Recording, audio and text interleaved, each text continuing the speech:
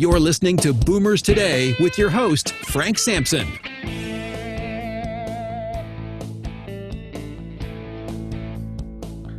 Well, welcome to Boomers Today.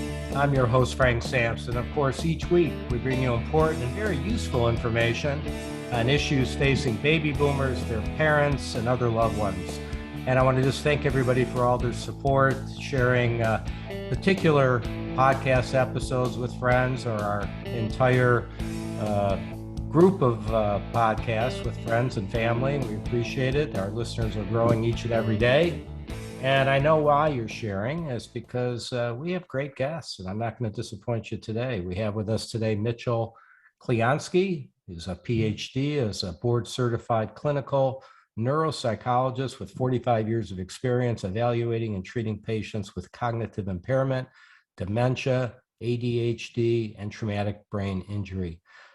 Together with his wife, Emily, who is a medical doctor, they developed the memory orientation screening test, MOST, which has been used by hundreds of doctors. They also co-authored a book, Dementia Prevention, which we'll talk more about shortly. So, Mitchell, thank you so much for joining us on Boomers Today. Really appreciate it. As a fellow boomer, it's great to be here. Yeah, we are great to be. It is great to be here for sure. Yeah. So, the name of your book, which I think is I want to is called Dementia Prevention. All right, and I think there's this perception out there that, you know, if you're going to get dementia, you're going to get dementia. If you're not. Kind of luck of the draw, you know. But what you say, that's really not the case. All right, it's not inevitable. You've said in materials that I've read, it's preventable in 1 out of 2 people. Can you talk more about that? I sure can. And the big title is Dementia Prevention, with a colon, using your head to save your brain. And that action that's implied by doing something is really the key to this. You're right in terms of the fact that many people view this as an inevitability, either because of their genetics or because of a concussion they had as a young person, or because of other things that just are random events in life. And that unfortunately puts them in a position of feeling very powerless and oftentimes not doing nearly as much as they otherwise could to save their own brains. Now, when we talk about 1 out of 2 people being able to have prevention of their dementia, avoiding this, we're basing this on some very solid research. The first piece of research is what's called the Lancet Commission. And this is a group of researchers in Great Britain who performed an analysis for the Lancet, which is their big medical journal. It's like the New England Journal of Medicine here in the United States. And there were something like 26 different authors of this very comprehensive study that came out in 2017. And they came up with 11 or 12 factors that are medical factors, lifestyle factors, that if they were optimized, would reduce the risk of dementia by about 40%. About 3 years later, they redid the article, adding in another factor, so they end up with about a dozen. And now they upped it to about 42% as being the magic number. Following that, a year or 2 after that, in the United States, another group of researchers using the same factors applied this data to something called the United States Health and Retirement Study. They found an amazing 60% of dementia cases were preventable. So we've split the difference because we like easy numbers. 1 out of 2 really works for us, and we feel is very much backed by not research we did. We're not nearly smart enough to do this, but research done by very large groups using very highly skilled statistical techniques. So I feel real comfortable saying to somebody, we can't prevent this in everybody, but we have a much better chance of keeping you in the good end of this if you look at these factors, if you make changes in midlife or later even, that can turn out to be important in terms of your overall risk. So should we get into some of the factors? What are your what I mean I mean I'm anxious to hear some of Sure. this. I'm sure our listeners are, but I'm sure, it could have everything to do from, your eating habits to medications. I mean, I don't know. There's a lot of different things. You hear about exercise. We hear all those type of things, doing all that, but maybe you could just shed some light on any specifics. Absolutely. What we have in the book is a model. And this is our model that's put together by grouping a variety of factors. Because while I tell people that dementia prevention is a thing, it's not one thing. And so when people say, well, doctor, what's the one thing I can do? I tell them, well, you could buy the book. But seriously, the one thing they could do, there isn't one thing they could do. If there was, we wouldn't need a book. We would need a quick article, and they would have already done it. So with our dementia risk model, and we then go through this, building this chapter by chapter in the book, because there's a lot of information there. And our goal is to sample from very wide-ranging areas of medicine. So it's not just neurology, it's not just psychiatry, it's not neuropsychology, it also includes sleep medicine, it includes exercise physiology, cardiology, some aspects of diet, some aspects of blood pressure control, internal medicine. So you have to look really wide to pull it all together. And then our goal is to translate, not dumb down, but translate that information into language that a bright person is going to be able to understand and apply. So we start out talking about the background stuff, the stuff that for most of us is long gone. Our genetics, for example, can't change that at this point in life. Early childhood trauma, any kind of prenatal vitamin or other kinds of deficiencies. If our moms were heavy drinkers or smokers, we can't undo that at this point. We also can't undo the concussion we may have had playing football in the 10th grade, or the fact that we decided it might be fun to climb that tree, not thinking the branch might break and we fall on our heads. So those things can influence our later risk, but they're not things that are modifiable. We then start to talk about some of the blood-related and circulatory problems that many people face in midlife. People become sedentary in many cases. They gain too much weight. As you know, obesity is a huge epidemic. It's a growing epidemic in this country.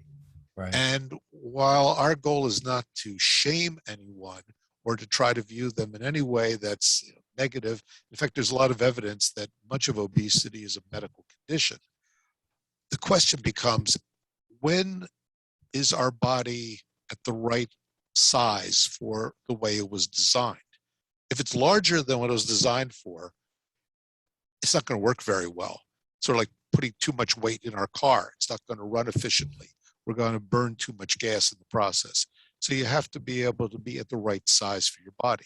So we get into factors such as exercise as being really important as a background factor for controlling weight, but also improving circulation. Control of blood pressure, which is also related to both of those. Type 2 diabetes, which is a growing epidemic in this country, fueled in many cases by obesity and inactivity. We have to be able to get our hemoglobin A1C, that measure of the last 90 days of how much sugar is in our blood, down into a healthy range and not have that elevated, because it's going to wear out our vascular system, which will affect how blood and oxygen gets to our brain. Smoking is more than just a cancer risk. Smoking also impacts our circulatory system. So we're looking at all of those internal medicine problems, hypertension, the diabetes, the sedentary lifestyle, the smoking, all of those things, which are major risk factors, especially in midlife. Associated with that, we also know that how we breathe while we sleep is a very important and underdiagnosed problem. Many of your listeners have probably heard about sleep apnea.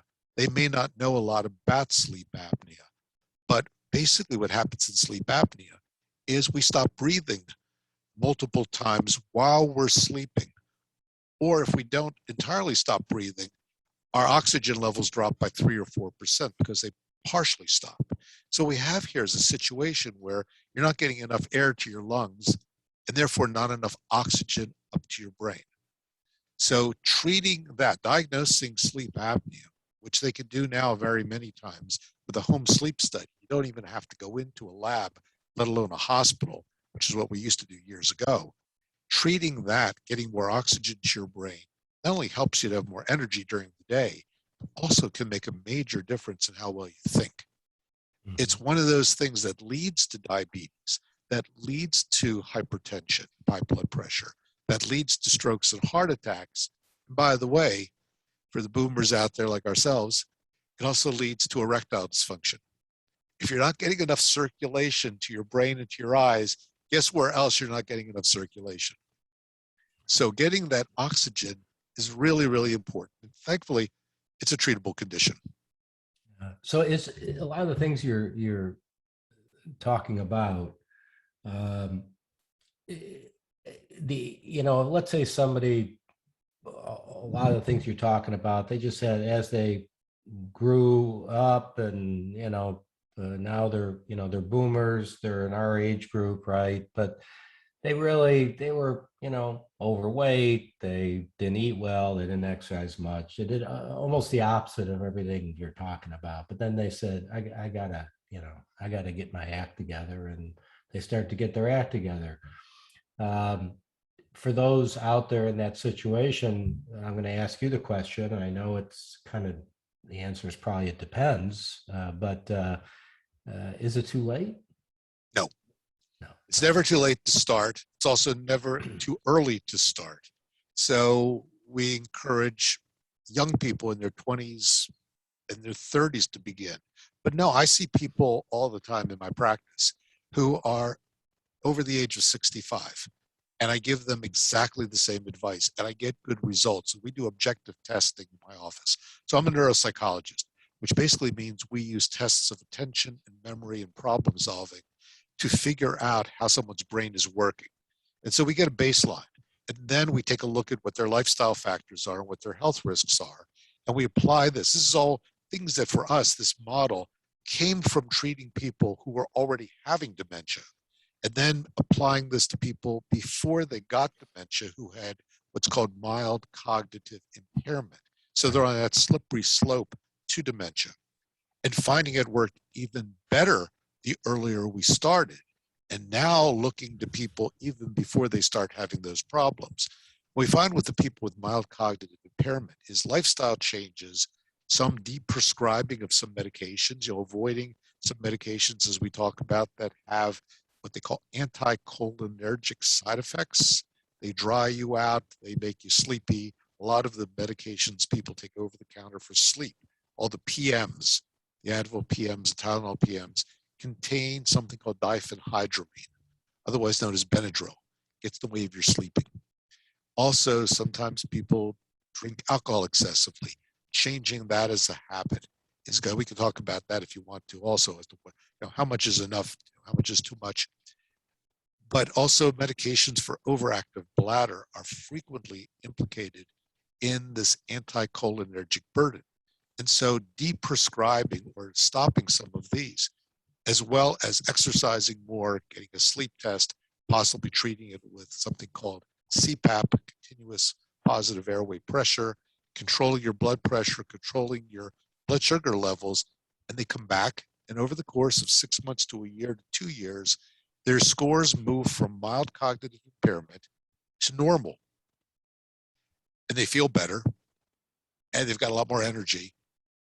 And we've now added probably 5 years to their lifespan in the process of doing this, and they're better years.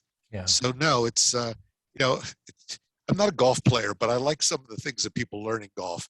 And one of the things is you play it where it lays. And sometimes the people who come in are on the fairway. Sometimes they're in the rough. Occasionally they're in the woods. But that's where you have to play it. Your options may be different, but you got to start someplace. A question I wanted to ask you at the beginning, and I didn't, and I'll ask it now. And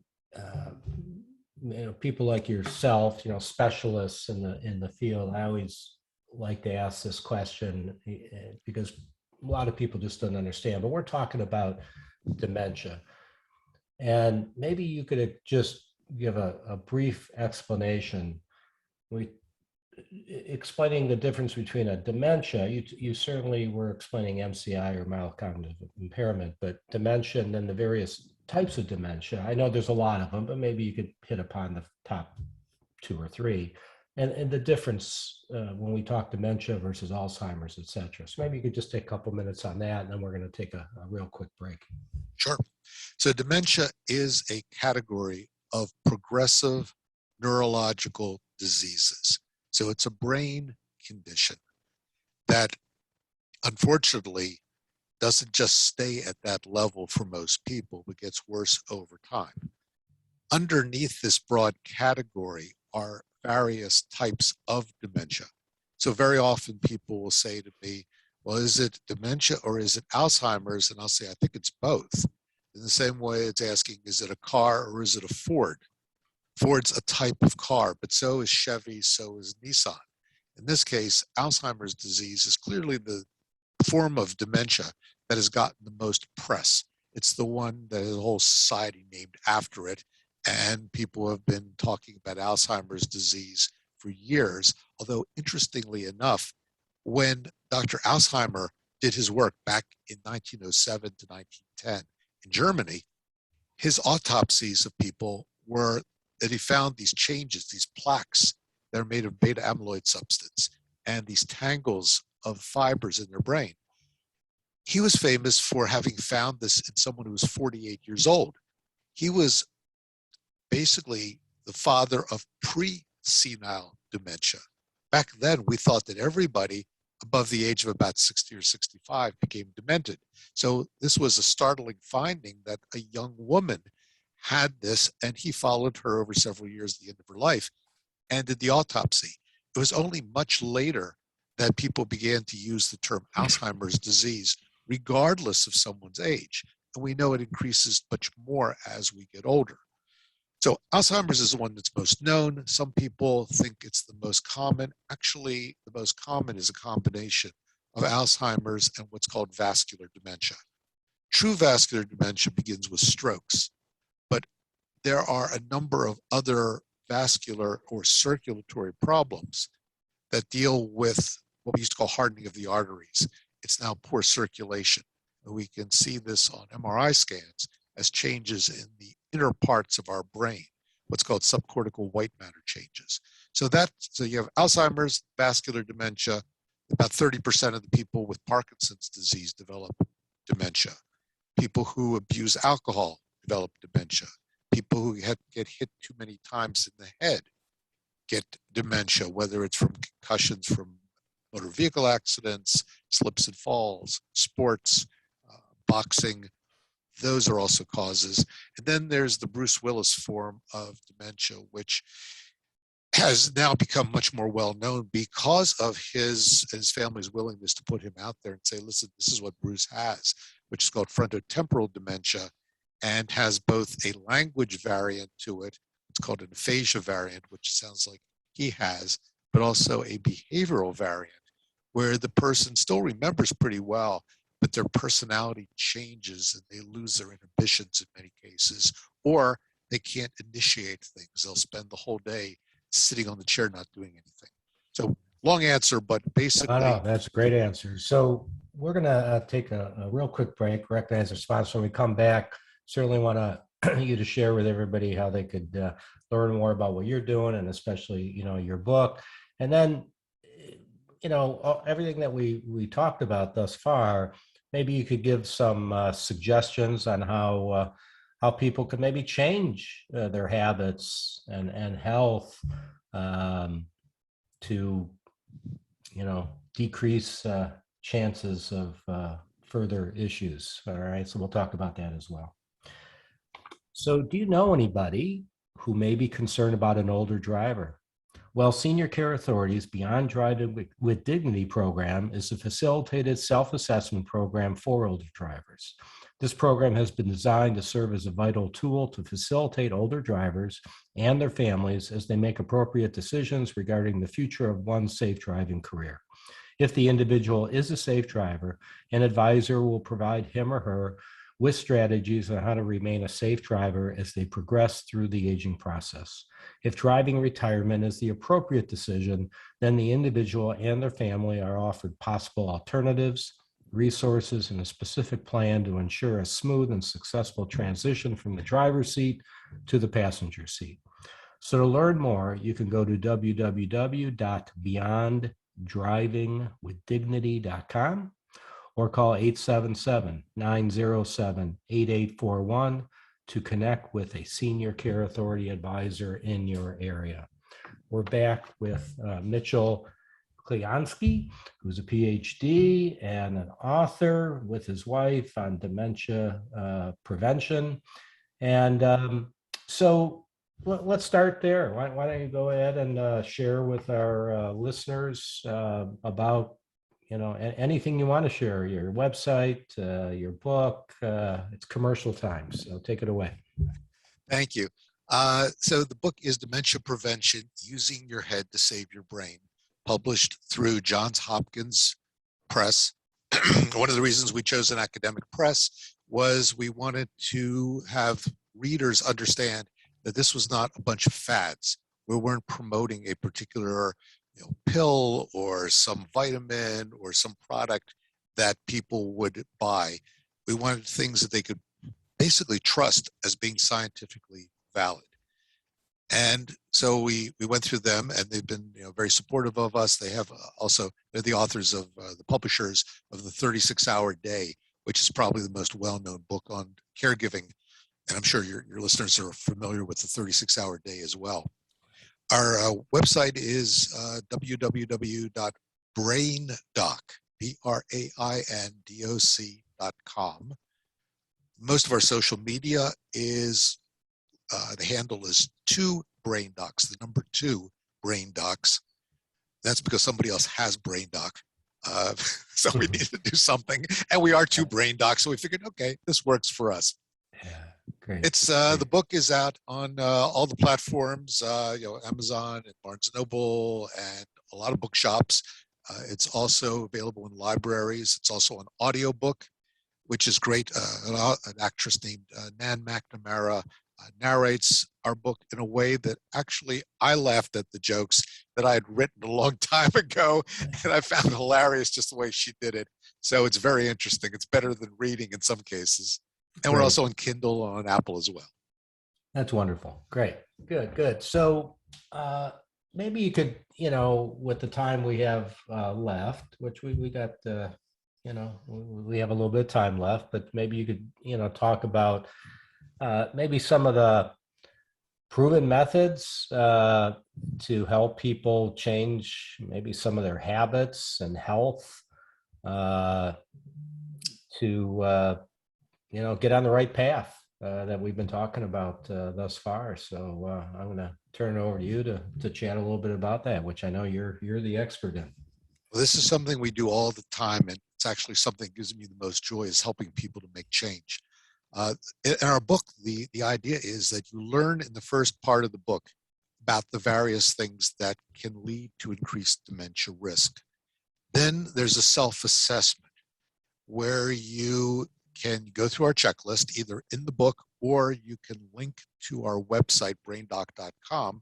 You can actually take it online, although I really recommend people just download the PDF, because that way you can have it easily afterwards. We don't save it to our website if you do it online, and this way you can have it, because there's some things in there that are some measures that your doctor will probably need to run a test, like a blood test, for, in order to fill out all of the aspects of this.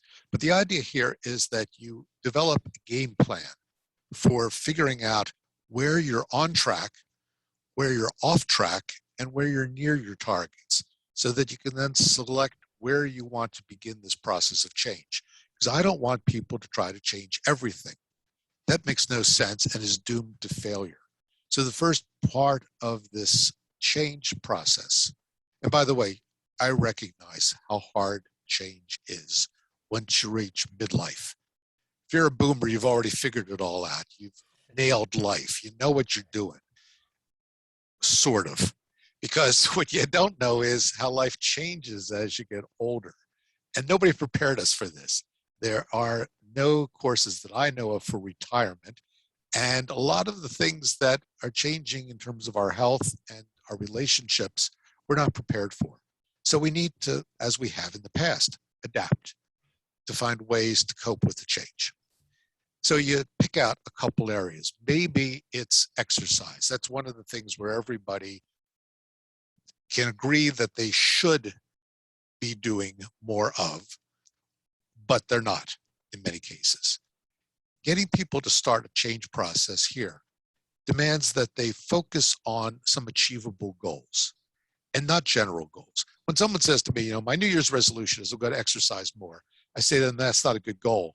They say, what do you mean? I said, well, you haven't told me what kind of exercise you're going to do, how you're going to do it, where you're going to do it, how long you're going to do it, what happens when you run into a roadblock.